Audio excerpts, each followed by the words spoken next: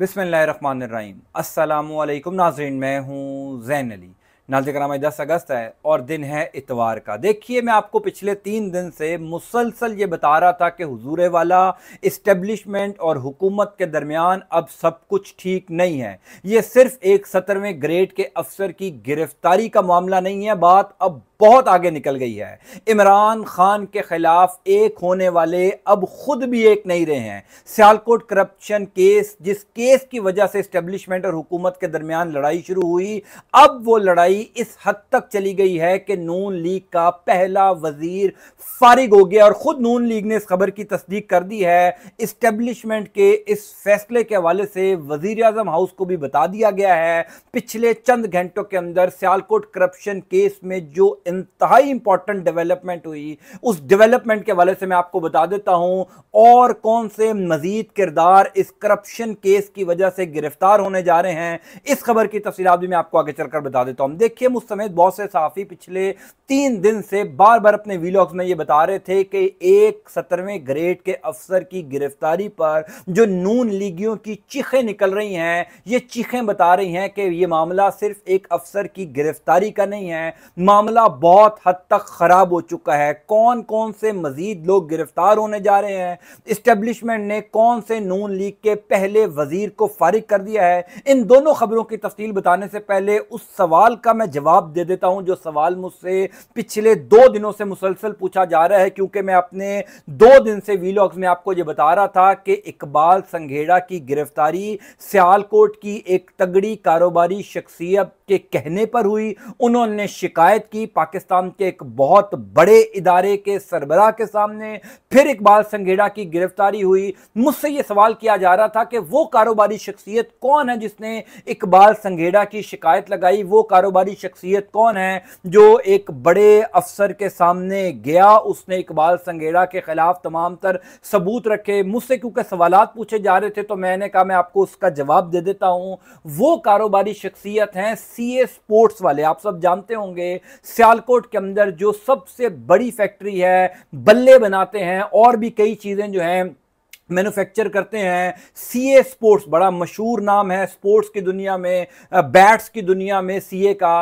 वो जो कारोबारी शख्सियत हैं सीए स्पोर्ट्स के मालिक, वो दरअसल पहले इकबाल संघेड़ा के दोस्त थे, लेकिन जब दोनों के दरमियान तलखियां हुई तो फिर वो तमाम तर सबूत इकबाल संघेड़ा के तमाम तर कच्चे छट्टे लेकर जो हैं वो एक ताकतवर शख्सियत के पास गए। वहां से फिर इकबाल संघेड़ा के खिलाफ कार्रवाई का ऐलान हुआ, हुक्म दिया गया एंटी करप्शन को। वो तमाम खबरें जो पिछले कई दिनों से नून लीगी सहाफी फैलाने की कोशिश कर रहे थे, और मैंने आपको कल बाकायदा तौर पर बताया कि ये गिरफ्तारी मरियम नवाज शरीफ के कहने पर, नवाज शरीफ के कहने पर नहीं हुई। ये गिरफ्तारी खालिसतन एक इंतहाई ताकतवर शख्सियत के कहने पर हुई, और इस गिरफ्तारी का ताल्लुक डायरेक्ट जो है वो पाकिस्तान के एक बहुत बड़े इदारे के सरबराह से है। उनके हुक्म पर ही ये गिरफ्तारी हुई है। इस गिरफ्तारी में पंजाब हुकूमत का कोई लेना देना नहीं है। अब मैं आपको बता देता हूं कि कौन सा नून लीगी वजीर फारिग हो रहा है,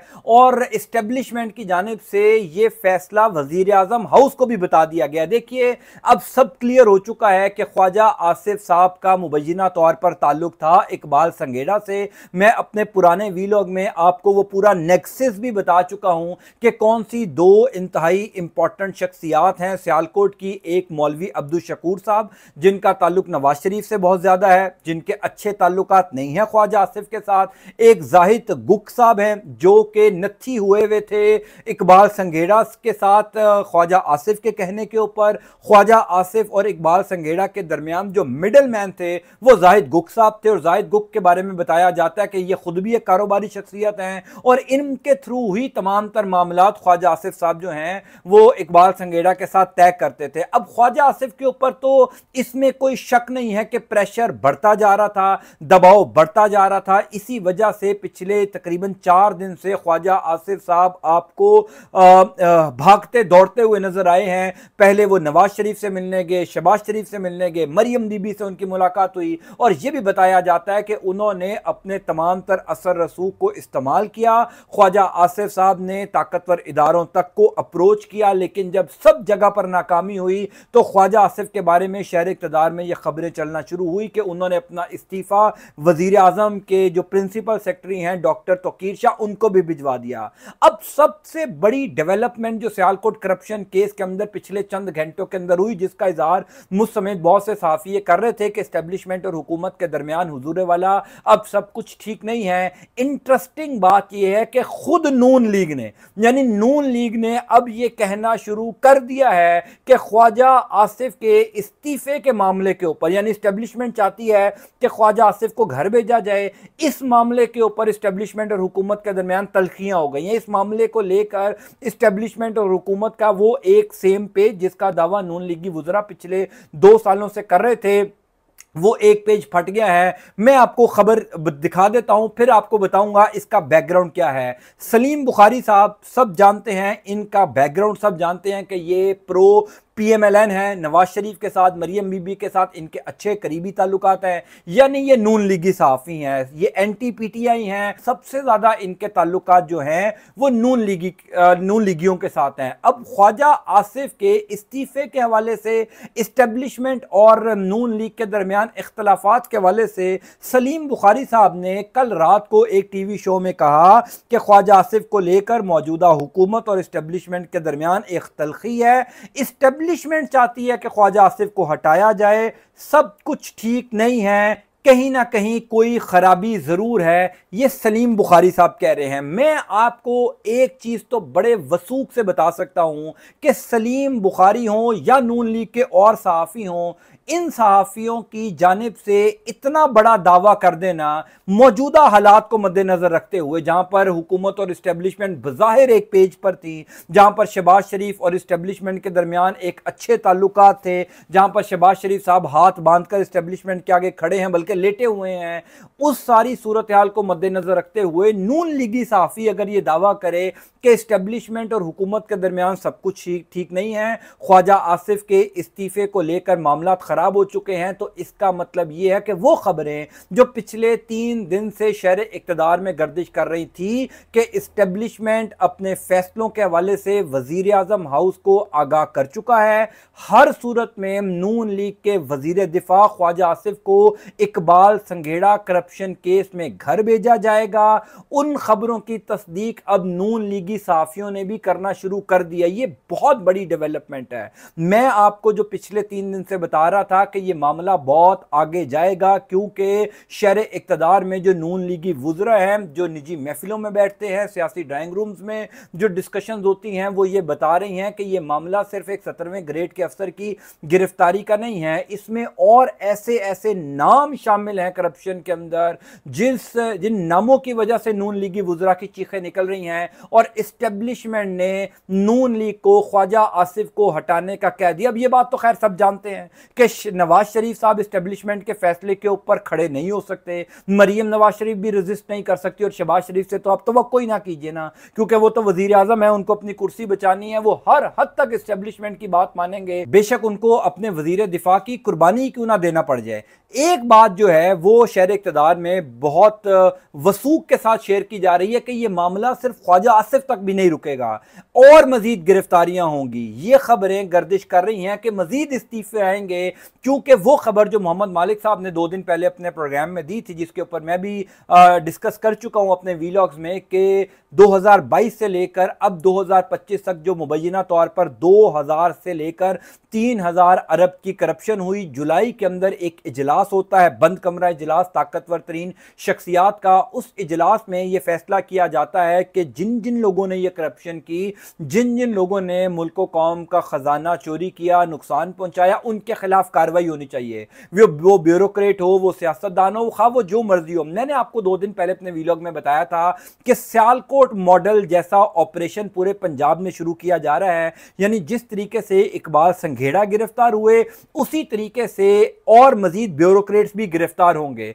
और उन तमाम तर लोगों की लिस्टें तैयार हो चुकी हैं। एक तहकीकाती टीम बनाई जा रही है, जो तहकीकाती टीम के अंदर हसास इदारों के अफसरान शामिल होंगे। बाकायदा तौर पर यह इश्तेहारात चलाए जाएंगे कि आपसे अगर कभी किसी ब्यूरोक्रेट ने किसी भी मद में रिश्वत ली है, आप उसका नाम बताएं, आपका नाम सीगा राज में रखा जाएगा, उस ब्यूरोक्रेट को उठा लिया जाएगा। यह खबर तो जबान ज़द-ए-आम हो चुकी है इस्लामाबाद में कि अब ये एक फाइनल क्रैकडाउन का फैसला हो चुका है। रिकवरियां होंगी, गिरफ्तारियां होंगी और जाहिर है अगर वजीर दिफा ख्वाजा आसिफ का इस मौके के ऊपर या इस स्टेज के ऊपर इस्तीफा ले लिया जाता है, जो कि प्रेशर बहुत बढ़ गया है, दबाव बढ़ता जा रहा है, वजीर आजम हाउस तक को इस्टेब्लिशमेंट ने इस फैसले से आगाह कर दिया है कि आपको हर सूरत में वजीर दिफा को हटाना पड़ेगा।